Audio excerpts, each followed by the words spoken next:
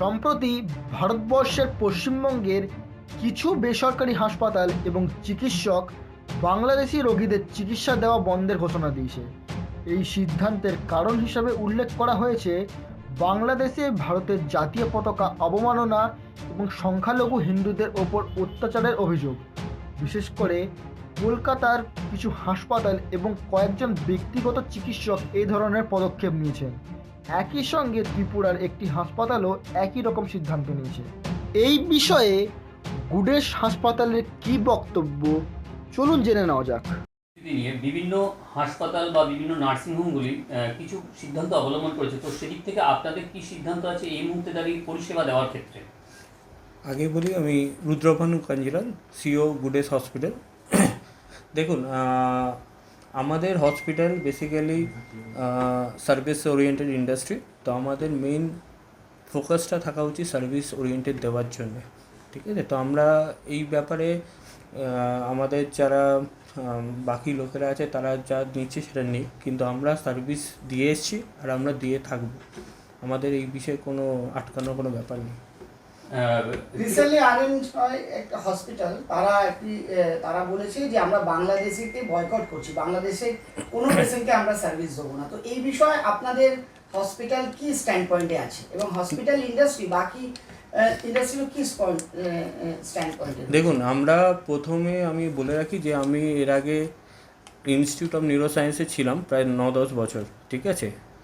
বা Peerless hospital, যারা basically Bangladesh পেশেন্টের নিয়েই কাজ করে, ঠিক আছে? ইভেন ইনস্টিটিউট অফ নিউরো সায়েন্সও বাংলাদেশ পেশেন্ট নিয়েও কাজ করে, আমরাও বাংলাদেশ পেশেন্ট নিয়েই কাজ করি, ঠিক আছে?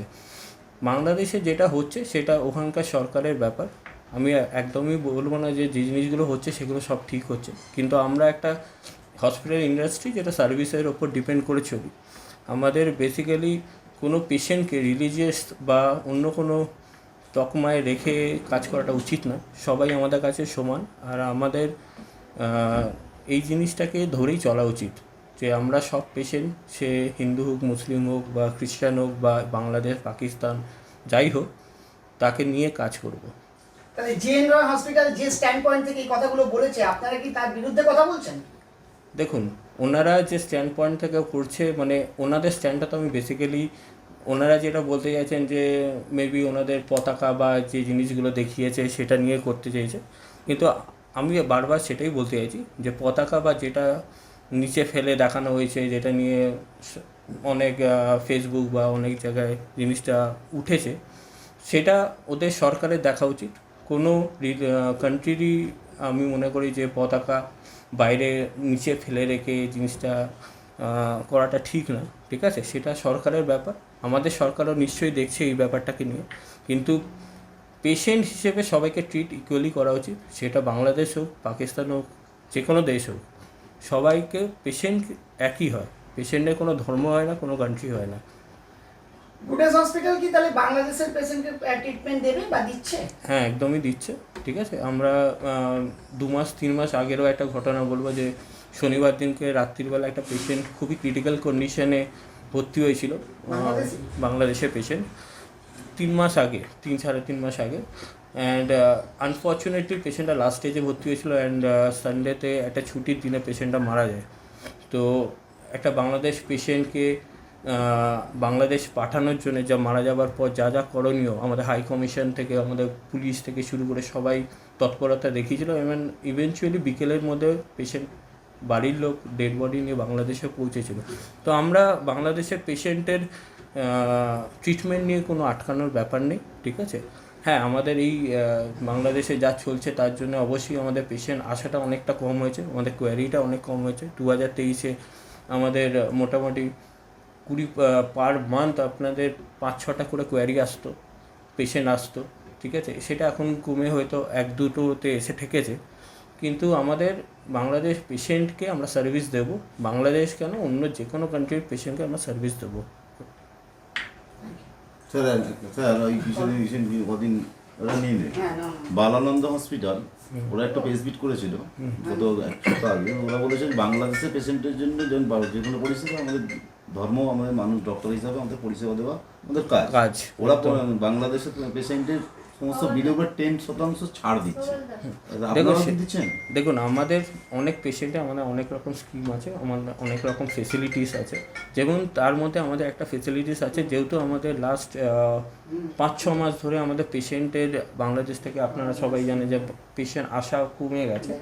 তো সেই ক্ষেত্রে আমরা যেটা নতুন করে একটা উদ্যোগ নিতে চলেছি সেটা হচ্ছে আমরা ওপেন ভার্চুয়াল একটা কনসালটেশনের ব্যাপার করছি, ঠিক আছে, যাতে পেশেন্টের ওখানে লোকেরা পরিষেবা পায়।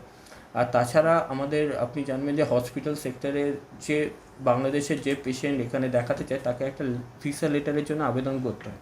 তো আমরা সেই কেসটাকে দেখে আমরা যে পেশেন্টের ইমার্জেন্সি থাকবে আমরা নিজেরাই বাংলাদেশ হাই কমিশনকে জানাবো যে যাতে ওনার ভিসা লেটারটা খুব তাড়াতাড়ি জিনিসটাকে আমার প্রোভাইড প্রশ্ন হচ্ছে, করা যায়। বালানন্দ হসপিটাল যেমন পেশেন্টের বাংলাদেশের অভূতপূর্ব পরিস্থিতির জন্য পেশেন্টের বিলের উপর 10% ছাড় দিচ্ছে। না, আমরাও দিই, আমরাও দিই, আমরাও দিই। বিশেষ কোনো প্যাকেজ দিচ্ছেন? আমরা অবশ্যই দিই। মানে এই বাংলাদেশে এখন পরিস্থিতি আমরা প্যাকেজ দিচ্ছেন? একদম, আমরা ইভেন বাংলাদেশের পেশেন্টের যখন দেখুন যে কোনো পেশেন্ট আমাদের এখানে ম্যাক্সিমাম কেস অপারেশন কেস হয়, আমাদের অপারেশনের আগে পেশেন্টের কিছু ডায়াগনস্টিক টেস্ট করতে হয়, আমরা তার উপরেও ডিসকাউন্ট দিই। শুধু বাংলাদেশের লোকের জন্য না, না, সবার জন্য, পশ্চিমবঙ্গের সবার মানুষের জন্য, সবার জন্য, সবার জন্য, মানে আমার কোনো ভেদভাব ব্যাপারটা নেই আমাদের এখানে। আমার মনে হয় যে as a proud member of health industry or health fraternity, I've always believed that we are in service industry. Our service industry never can say no. আমরা সবসময় সার্ভ করি হিউম্যানিটির জন্য। আর আমার মনে হয় যে আমরা হেলথ ইন্ডাস্ট্রি একটা আমরা যে সার্ভিস দিয়ে থাকি, it's a shining example for mankind and which will serve two humanity. তো সেই ক্ষেত্রে আমরা যারা এই ইন্ডাস্ট্রিতে রয়েছি কখনোই আমরা সার্ভিস ইন্ডাস্ট্রিতে না বলতে পারি না। We can't discriminate the patient. সেটা জাতি, লিঙ্গ, ধর্ম এগুলোর কখনো বৈষম্য হতে পারে না। তো সেই ক্ষেত্রে ওনাদের নিজেরা প্রোটোকল থাকতেই পারে, কিন্তু আমি আমাদের প্রশাসনের ওপর সম্পূর্ণ ভরসা রাখি, আস্থা রাখি। আমরা সবসময় প্রশাসনের ল অ্যান্ড অর্ডার মেনে চলি। আর আমরা সেটাতেই আমরা এক্সপেক্ট করছি যে প্রশাসন আমাদের অ্যাডমিনিস্ট্রেটিভ যারা বডি মেম্বাররা রয়েছেন, they should take like immediate actions. And তারা যেইভাবে গাইড করবে আমাদের ফর আওয়ার হেলথ ইন্ডাস্ট্রি, যে ল অ্যান্ড রুলস বা অর্ডার আনবে, so accordingly we will follow. এইখানে ইভেন এটা শুধু আমার বক্তব্য নয়, আমার হয়তো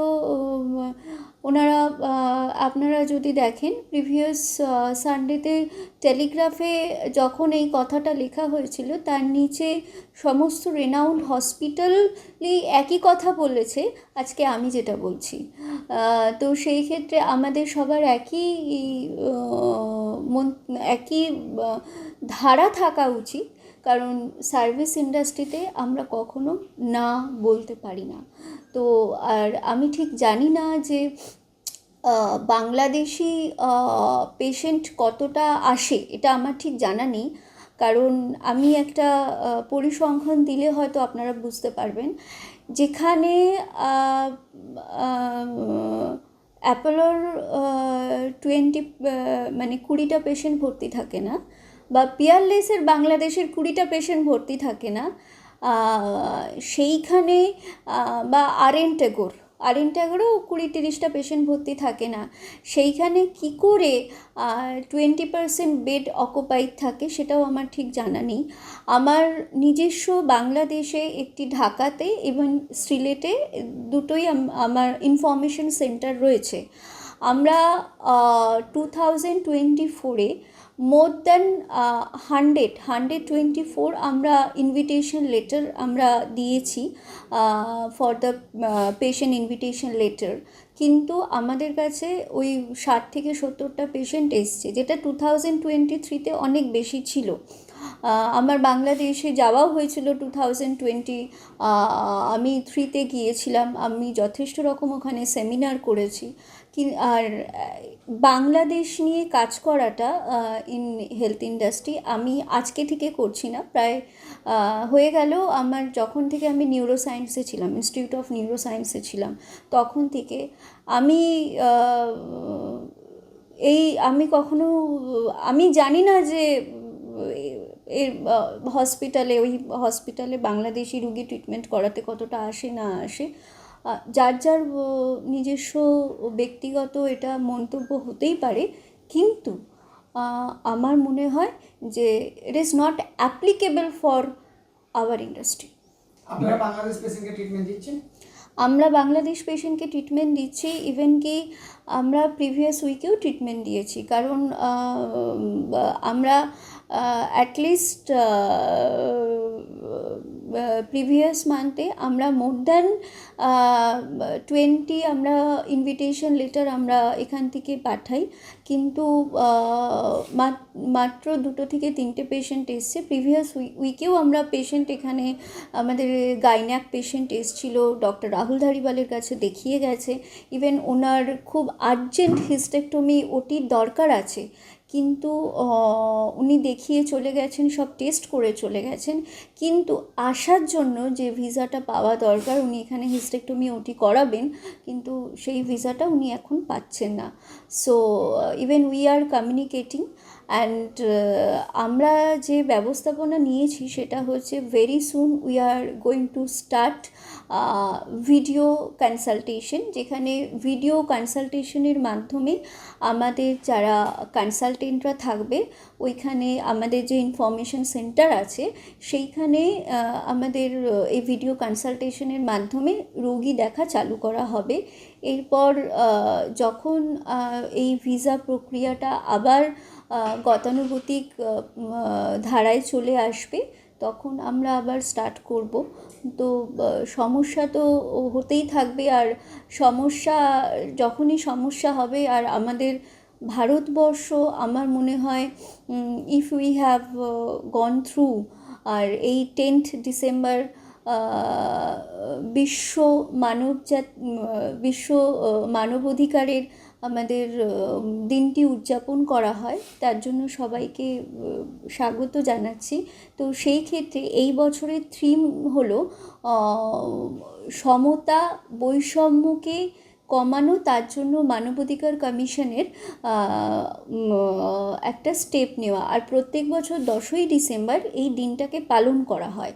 তো সেই ক্ষেত্রে as a joint secretary of human rights women sell, তো সেই ক্ষেত্রে আমার এইখানেই কর্তব্য থাকে যে এই যে সমতা বৈষম্য, so we can't compare. So আমার এখানে দুটো দিকই আসছে, we cannot compare. Big news, সবার আগে সবার সাথে।